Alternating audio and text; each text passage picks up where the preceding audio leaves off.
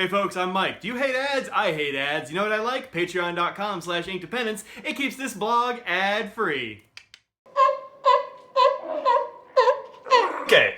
Hello folks and welcome to an Inkdependence.com brief video review and water drop test. Today we have Montblanc Miles Davis Jazz Blue. You can see here it's all over my fingers. You'll see some of that in the outtakes. Stick around to the end. I'll put that on the end of the video. Whew. Man, that was bad times. Standard little box, very nice box. There we go. Inside that box is this bottle of ink, which was definitely uncapped there for a sec when I sloshed it around earlier. That's why my fingers are blue. Anyway, this is the standard bottle, 30 mils, minus just a skosh from where I accidentally messed up and splashed it around. Let me go ahead and just mop that off real quick. All right, cool. It's got the standard little hat that they put on there, I guess to protect the snowflake. Make sure I get all my ink around here. You can see this is a blue ink, obviously, kind of like the blue that Miles is portrayed in here. It's supposed to remind us of the Jazz album Blue, and this color is a really nice color of blue. This one I'm not so psyched about. This might be actually my least favorite of all the Montblanc limited editions. With the exception, perhaps, well, that yellow is actually pretty good, the golden yellow. But anyway, this one is, I don't know, it's a little weak for me. You can see there, it's kind of weak sauce, actually. Like, see through it, it's just not great. Not a great ink, in my estimation. However, if you like a sky blue or like a, I don't know, it's kind of a sky blue, maybe a baby blue just a little bit. If it was this blue all the time, I'd be pretty psyched about that. That's a fine blue. But this one, as you'll see, is not exactly like that. So let's move that out of the way. And here is the review. There we go, right there. And you can see this is much more like what you get. This here is actually totally what you get, which is unfortunate, really. Let me zoom in just a skosh, see if I can get it some better. Picture there. Yeah, there we go. So look at this. Weak sauce, man. Two different pins I used this in. One was a Franklin Christoph Panther 40. I'll show you that in just a sec. Love that one. Broad stub. The ink looks pretty okay here. It's a little bit thin, and so of course this is on Rhodia paper, and Rhodia is of course coated, and so you end up with well, it sort of, shades a bit and pools. You can see you didn't really get any of that 4 up there because it all went, down here into the bottom of the 4. So not great. And usually this means that it's going to behave better on copy paper than it does on Rhodia. It's not the case this time, sadly enough. It's just not behaved well. Also, a TWSBI Vac. This is a medium nib. I really like this pen a lot more than I thought I was going to even. But here, you just don't get the flow. So I've listed the flow as medium wet, but thin. It's kind of on the wet side, but as I said, very thin. This is that Panther 40. This is Franklin Christoph pen, of course. Check out that chatoyance. This is my favorite pen. I love this thing. But big, broad stub nib, and it's kind of a wet nib, and you just, it just doesn't, this ink doesn't work all that well in there for some reason. And this is the Vac, the TWSBI Vac Mini. It's the medium nib. It's a much smaller nib than the other, but you don't get very good, you don't get barely any color out of it, sadly enough. So, here's a little squiggle. It's fine, but you can barely see it. It's not great. Not great at all. So, I'm not super psyched about that, honestly. All right. I say here in the commentary that, it's supposed to remind us of the blue, and it kind of does. It is a blue that reminds you of, like, this is, I was actually going to say, I hate this blue, it's the worst. It's not a blue at all, it's just, watery. But I happened to look outside my window a little while ago, and it was a cloudless sky. Not today, we've got tons of clouds, but a week or so ago. And it was like, the real light blue you get from like a clear winter sky. So, yeah, it's a sky blue, definitely sky blue. Look at that, it looks nice. Right? But I don't know. I can't put down enough ink, even with this broad stub. It's pretty wet to make this work. And it's even worse on copy paper. Let me grab the copy paper sample here. I totally forgot to take it off the binder clip. There it is. And it works. It's okay. All right, looking. When you get close, you can tell there's bleeding, there's feathering, there's spreading. It doesn't look much darker here than it does on the Rhodia, which is disappointing. I was hoping that the more absorbent copy paper would, make it stick in place and make it come out a little bit better, and it really doesn't. On the back, you can see there, it's this is all bled through. You bleed through here, even with the medium nib, you got some of that. So yeah, not great for such a light ink to have this bleeding and feathering and nonsense. It's not great. It's a bad look. Bad look there, Mr. Miles Davis, Jazz Blue ink. I love jazz. Played sax for a long time, but this one not doing it for me. Let's go ahead and look at it on another couple of papers right quick, just since we're looking at papers. Here it is on some Tomoe River.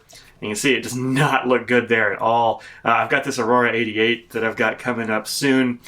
Beautiful pen, not within arm's reach, unfortunately. But that's a black ink right there. You can see next to it, this is almost nothing. This little squiggle out here actually is after it was in my this Panther 40 for quite a while and it had condensed a bit. So I think really this ink is just too watery. So I don't know how to de-water an ink except for wait for some evaporation. So maybe get this ink and I don't know if you want that darker blue, just leave the cap off for a while. I don't know. Or leave it loose. Don't leave it off. That's a bad idea.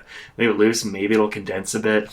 Here it is in the Vac Mini. And that Vac Mini has an airtight seal. I mean, the seal on this pen is fantastic. I've never had the nib dry out on me or anything, and I don't think it loses any volume, and that's what it looks like even after quite a while. So, yeah, pale and weak sauce. That's should be the title for this review. Here it is on this is the Pen Habit Currently Inked book. There it is. And see, it's a little bit better here because this paper is more absorbent than the Rhodia and the Tomoe River, but less than the regular copy paper. It's like a wheat straw paper, I think. And it looks kind of okay-ish, but it's way too pale for my taste. If you like this blue, then cool, but it's not for me. So this is probably going to go in the rack to be sold off at some other time. So anyway, and the cost of this ink is like $19 or $18. It's not cheap. So double disappointing from that perspective. Here it is with some other blues that I like a lot better. You've got Noodler's Civilization blue underneath there, which is the Dallas Police Department tribute ink. It's a very nice blue. Underneath that, Papier Plume's Cali Real, which I am really liking. I think you can get that now as a regular part of their line, so check that out. That's a very cool ink. I never got to review it when it was a limited edition because I started reviewing their limiteds right after it was released. Underneath that, Private Reserve's American Blue, which is actually my favorite blue. I really dig that blue. I know some people say bad stuff about Private Reserve, but not me. Especially not this one. This one's super good. And underneath that, just for funsies, Sailor Gentle Blue Black, which is not anything close. As you can see, I like my blues much more saturated. I mean, look at the difference between that one and Miles Davis. Just, it's night and day. Or I guess day and terrible watery ink. All right. Let's see if this thing has any water resistance at all. I am, of course, not anticipating that it will, but, you know, one never knows. Okay, so let's go ahead and get some water here, some water up there, some more. Come on, do some more dots. There we go. That's better. All right. Well, let's go ahead and wipe it away real quick here. Grab my towel, which now has a little bit of blue on it. Let's go ahead and get that mopped up. All right. And yeah, actually, it didn't change much, which is shocking to me. Look at that. Almost nothing came off when I mopped it up, and you can still see the lines and all that jazz. It's still a little bit damp. Let me get some more. There we go. Thanks for picking that up, microphone. All right. You can see this is the bit that came off my fingers, off the bottle itself, right here. But this is what you get. I don't know why it's so light. It's just real light, even in a wet pen. So this is not one I recommend, sadly enough. Even though it does have, I guess you could call it water resistance because, well, it didn't go away when I put water on it. But otherwise, it's not great because it's barely there to begin with. So let's go ahead and zoom back out, and we'll take a look at the chromatography. Bam. So this is what the chromatography ends up looking like. You can see this here is where the ink started. You can see how it moved. Come on, let's focus. Okay, there we go. It's better focus. So yeah, most of it left, although there is, some at the bottom. See this nice pale blue up here, like a bright color in here. Kind of a lot of blank space, weirdly enough. I guess there's just a big separation between the two pigments that they use. So, pardon me, this is the light blue and this is the bright blue and a whole bunch of nothing in between. So yeah, I wasn't expecting it to have any water resistance at all, and it does have slightly more than none. So I guess good on ya, Montblanc. I don't know. I very seldom don't like a Montblanc ink, but this time I don't know, leaving me cold. So anyway, there you go. This has been Montblanc's Jazz Blue. I've had it in a couple of pens for quite a while. It's going to be I'm going to be washing those pens out soon. So this one did not do it for me. However, if it does it for you, then go find it at your favorite place that has Montblanc inks. These can be notoriously hard to find. So. My advice is to, if you like this ink, or if you're a completionist or whatever, go over to one of your favorite vendors. Like I bought this from Anderson Pens. Also, the new orange, Lucky Orange, just came out, and I hope to pick some of that up in Philadelphia.